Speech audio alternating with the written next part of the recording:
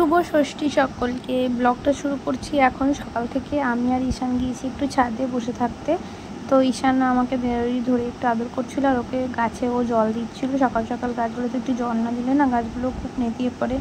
তো যাই হোক, ও জল দিচ্ছিলো, জল নিয়ে খেলা করছিল, দেখতেই পাচ্ছ। আর এটা না ষষ্ঠীর আগের দিন, মানে চতুর্থীর দিনের ভিডিও। পঞ্চমীর দিনটা, এটা হলো পঞ্চমীর দিনের রাত্রের ভিডিও।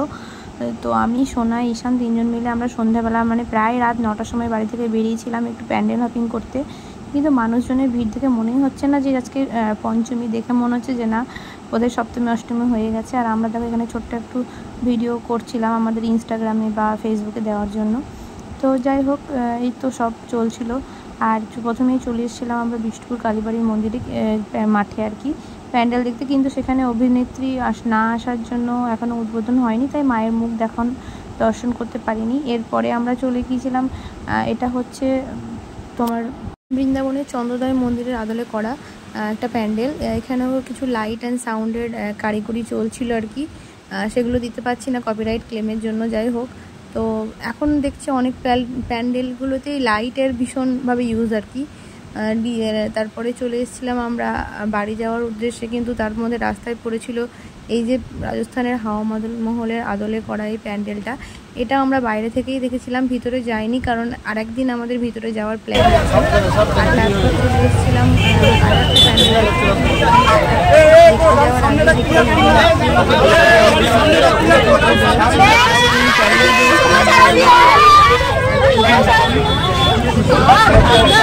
বলে থাকি। তো এই তো এইভাবেই দিনটা কেটেছিল। আর এটা দেখো ষষ্ঠীর দিন সকালে আমরা করছিলাম ফ্রাইড রাইস আর চিকেন। যেহেতু সানডে পড়েছে ষষ্ঠীর দিন, মানে আজকে সানডে, তো আজকে এই ব্লগটা এডিট করছি। আর হাতে দেখো অলরেডি আমি মেহেন্দি পরেছি। আমার হাজব্যান্ড আমার রাইট হ্যান্ডে মেহেন্দি পরিয়ে দিয়েছে, আর লেফট হ্যান্ডে আমি নিজেই পরেছি। সেরকম কিছু না, জাস্ট সিম্পল একটু মেহেন্দি পরেছি। আর এদিকে দেখো এখন আমি রেডি করে নিয়েছি ফ্রাইড রাইসটা। আর এখানে চিকেনটাও মানে অলমোস্ট রেডি হয়ে গেছে। ছেলের জন্য একটু আলাদা করে তুলে রেখেছি ঝাল না দিয়ে। আর এই তো, আর ফ্রাইড রাইসটা রেডি হয়ে যাওয়ার পর, ওগুলো খাওয়া হয়ে যাওয়ার পর গ্যাস ট্যাস মুছে নিয়েছি।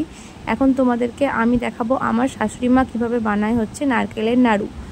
যদি দেওয়া হয় 2 ভাগ নারকেল আর 1 ভাগ চিনি দিয়ে মানে নাড়ুটা বানানো হবে। পুরোটাই নারকেলের মতনই লাগবে টেস্টটা। আর এখানে দেওয়া হলো দেখো দুধ। তোমরা যত পরিমাণে পারবে বেশি করে দুধ দিতে পারো। আমাদের দুধের পরিমাণটা আজকে একটু কম ছিল। এই যে আমার শাশুড়ি মা, উনি বানাচ্ছিলেন হচ্ছে নারকেলের নাড়ু, মা বানাচ্ছিল। তো ওনাকে আমি আপনি আগে করি না, তুমি আমি করি। তো নারকেলের নাড়ুটা মানে খেতে অসাধারণ হয়। তোমরা চাইলেই এভাবে বানাতে পারো। তাই আমি একটা লং ভিডিওতে তোমাদেরকে দেখিয়ে দিলাম যে কীভাবে নারকেল নাড়ু বানাতে হয়। অথেন্টিক একদম নারকেল যদি তুমি চাও খেতে এবং মিষ্টি খুব কম দিয়ে, তো এভাবেই করতে পারো। এবং এটাকে কন্টিনিউয়াস 10 মিনিট দাঁড়াতে হবে, যতক্ষণ না এটার কালার একটু ব্রাউন টাইপের না হয়। আর দেখো মা যতক্ষণ এখানে নড়াচ্ছে ততক্ষণ তোমাদের সাথে একটু গল্পও করা হয়ে যাবে। তো এখানে দেখো এখন এলাচ দিচ্ছে। তোমরাও চাইলে একটু এলাচ দিতে পারো, এলাচের সেন্টটা বেশ ভালো লাগে, তাই জন্য একটু এলাচ দেওয়া হচ্ছে। আর এলাচটা এভাবে ঠুকে এভাবেই তোমাদেরকে এলাচের ভিতরে সেন্টটা বের করার জন্য একটু মানে ভালো করে গন্ধটা বের করার জন্য একটু ঠুকে নিতে হবে, থ্যাতো করে নিতে হবে। যাই হোক, ইগনোর মাই ভাষা। যাই হোক, এই তো তারপর একটু ভালো করে থ্যাতো করে নিয়ে ওটা দিয়ে দেওয়া হলো এলাচটা এর মধ্যে। এবার এটার মধ্যে এখন নাড়াচাড়া করতে যতক্ষণ না চিনিটা ভালোভাবে মেল্ট হয়ে যাচ্ছে। আর এই তো তোমাদের সাথে গল্প করতে করতে বললাম যে পুরোটা দেখাবো যে কীভাবে মাস করে। তো দেখো পুজো আসছে, এটাই কিন্তু খুব মজার, তাই না বলো? আর পুজো চলে এলেই এই তো চলে এলো আজ ষষ্ঠী, কাল সপ্তমী, তারপর অষ্টমী, তারপর নবমী, এই তো 3টে আর 4টে দিন। তারপরে দশমী আস্তে আস্তেই বিসর্জনের ঘন্টা বেজে যায়। অনেক প্যান্ডেলে তো মানে দশমী দিন পড়ে গেলেই তার কিছুক্ষণ পরেই ঠাকুর বিসর্জন করতে শুরু করে দেয়। আর এখন দেখো কথা বলতে বলতে গল্প করতে করতে দেখো এখানে মা দিয়ে দিলে হলো আমুল দুধের যে গুঁড়ো দুধটা হয়, ওই দুধটাও একটু দিলে যাতে টেস্টটা ভালো হয়। তো আবারও কিছুক্ষণ নাড়াচাড়া করতে হবে, বেশ কিছুক্ষণ, মানে প্রায় 10 মিনিট তোমাকে নাড়তে হবে, কন্টিনিউ এটাকে নাড়তে হবে যেন তলায় না লেগে যায়। তো হ্যাঁ, যেটা বলছিলাম যে পুজো তো আসছে, এটাই ভালো, তাই না বলো? পুজো এলেই না হুট করে চলে যায়, কিন্তু এই পুজোর কটা দিন সবার মনেই আনন্দ। অনেকেই অনেক কিছু, মা কাউকে খালি হাতে ফেরান না, মা যেমন যা সাধ্য সবাইকে সেরকমভাবে দিয়ে যান উনি। তো এই জন্যই আমাদের কাছে সবথেকে বড় পুজো হলো দুর্গাপুজো। আর দুর্গাপুজো মানেই একটা আনন্দ উৎসবের দিন আমাদের কাছে। নানা রকম ভালো ভালো খাওয়া দাওয়া, তার সাথে ঘোরাফেরা, এটাই হলো আনন্দ। যেহেতু আজকে সানডে ছিল ওই জন্যই আজকে আমরা মিক্সড ফ্রাইড রাইস আর এই চিকেনের আইটেমটা করেছিলাম। না অন্য দিন মানে চিকেনটা আমাদের সানডে হয়ই, মিক্সড ফ্রাইড রাইসটা আজকে ওই জন্যই করেছিলাম। মিক্সড না, সরি, এটা হচ্ছে এগ ফ্রাইড রাইস। যাই হোক, দিনও চলে যাবে আস্তে আস্তে। আমরাও বেশ আবার আরও একটা বছর অপেক্ষা করবো যে মা আবার কবে আসবে। তবে হ্যাঁ, তোমরা পরপর আমার ভিডিওতে দেখতে থাকো। আমি প্রত্যেক দিনের একটু একটু ব্লগ করে রেখে দেবো আর আস্তে আস্তে ব্লগগুলো ছাড়বো। এই যে দেখো এখন অনেকটাই আঠা আঠা হয়ে গেছে, তো একটা জায়গায় একটু নামিয়ে নিয়ে দেখবে যে কতটা আঠা আঠা হয়েছে, মানে শুকনো শুকনো নাড়ুটা যাতে পাক খেতে সুবিধা হয় সেরকম কনসিস্টেন্স একটা দেখে নেবে, তারপরে সেটাকে নামাবে। তো এটা পুরোটাই আমার শাশুড়ি মা করে, আর শাশুড়ি মা খুব সুন্দর এই নাড়ুটা করে। আমি না এই ভালো নাড়ুটা করতেও পারি না, আর নাড়ুটা করতে জানিও না। আচ্ছা, আর একটা তোমাদেরকে একটু ইজি এবং মজার টিপস বলি। তোমরা হয়তো অনেকেই জানো, অনেকেই করো, তাও আমি বলি। আমি আগে নারকেল ওই কুড়ে কুড়ে ছাড়াতাম, এখন কিন্তু আমি নারকেল এমনিই ছাড়িয়ে নিই, তারপরে মিক্সিতে গুঁড়ো করে নিই।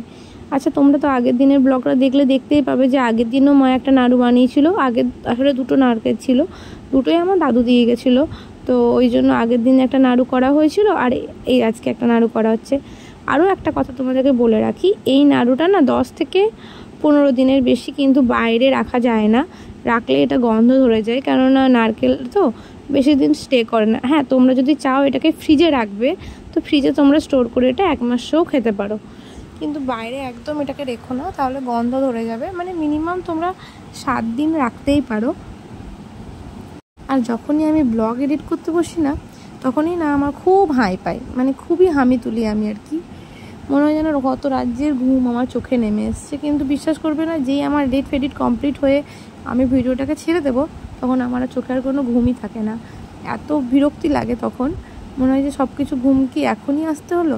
তো যাই হোক, এখনও মা দেখো নাড়াচাড়া করছে, বললাম না বেশ কিছুক্ষণ এটাকে নাড়াচাড়া করতে হয়। তো আমি যতক্ষণ মা নাড়াচাড়া করছিল ভিডিওটাকে আমি এডিট করিনি, তো আমি ওইভাবেই দিয়ে দিয়েছি, যাতে তোমাদেরও বুঝতে সুবিধা হয় যে কতটা পরিমাণ নাড়াচাড়া করতে হবে, কতক্ষণ ধরে করতে হবে। তো দেখো অলরেডি মা এবার দেখছে যে এগুলো হয়ে গেছে কিনা। মোটামুটি দেখো তোমরাও বুঝতে পারবে যে জিনিসটা একটা কেমন মাখো মাখো ভাব চলে এসছে। তো মা একটু তুলে নিয়ে সাইডে দেখছে যে এবার পাক খাচ্ছে কিনা। যদি দেখে যে পাক খাচ্ছে, তাহলে নাড়ু হয়ে গেছে। এবার নামানোর জন্য ওটাকে রেডি করবে। বললাম না, যতবার আমি এডিট করতে বসি ততবার আমার ঘুম পায়, মানে ভয়েস ওভার দিতে গেলেই আমার ঘুম পায় আর কি।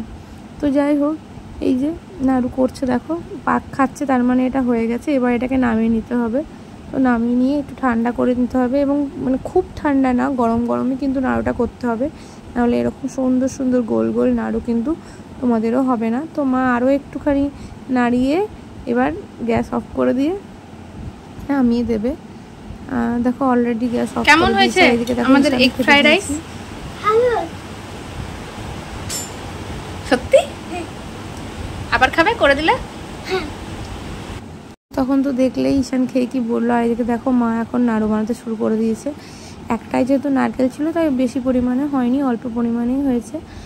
এরকমভাবে প্রথমে এক হাতে করে, তারপরে 2 হাতে করে গোল গোল করে নিলেই আমাদের নারকেলের নাড়ু রেডি। দুর্গাপুজোর সময় একটু নারকেল নাড়ু না হলে চলে। অনেকেই আবার লক্ষ্মী পুজোতেও নাড়ু বানায়, কিন্তু আমাদের বাড়িতে দুর্গাপুজোর সময় নারকেল নাড়ু খাওয়ার চলটাই বেশি আছে। আর এদিকে আমি ঈশানকে খাওয়াচ্ছিলাম, আর এদিকে মা ততক্ষণে নাড়ুগুলো গোল গোল করে পাকিয়েও নিচ্ছিল। আর দেখো বেশ কয়েকটা নারকেল নাড়ু হয়ে গেছে। একটা একটা করে খেলে বেশ কয়েকদিনই যাবে। আর এখানে দেখো অলরেডি রেডি। তোমরাও এভাবে বানাতে পারো এবং বানিয়ে আমাদের তো নাড়ু রেডি হয়ে গেছে। ভালো লাগলে অবশ্যই like, comment, share and subscribe করে দিও, এবং তোমরাও এভাবে বাড়িতে বানিয়ে আমাকে কমেন্ট করে জানিও যে তোমাদের বাড়িতেও কীরকমভাবে বানানো হয়, এভাবে হয় কি অন্যভাবে হয়। আর এই দেখো আজকে বলেছিলাম না এগ ফ্রাইড রাইস করেছি, আর চিকেন হয়েছে, ওটা এখন ঈশানকে দিয়ে দিচ্ছিলাম খাওয়ানোর জন্য। আর এই যে রান্না বান্না হয়ে গেছে কমপ্লিট। আজকের ব্লগটা এই অবধি। ভালো লাগলে অবশ্যই লাইক, কমেন্ট, নম্বর বার আমি হামি তুললাম। যাই হোক, ভালো লাগলে like, comment, share and subscribe করে দিও। আর দেখো হাতে এখন আমি পরেছি মেহেন্দি, আর এটা আমার হাজব্যান্ড আমার হাতে লাগিয়ে দিয়েছে, কারণ নিজে নিজে তো হয় না, এই তো এইটুকুই। আর কিছু ছবি অ্যাড করে দিলাম, ভিডিওর পর ছবিগুলো না দিলে আমারও ভালো লাগে না, তোমাদেরও আশা করছি ভালো লাগবে। ভালো লাগলে অবশ্যই like, comment, share, subscribe my channel. Thank you.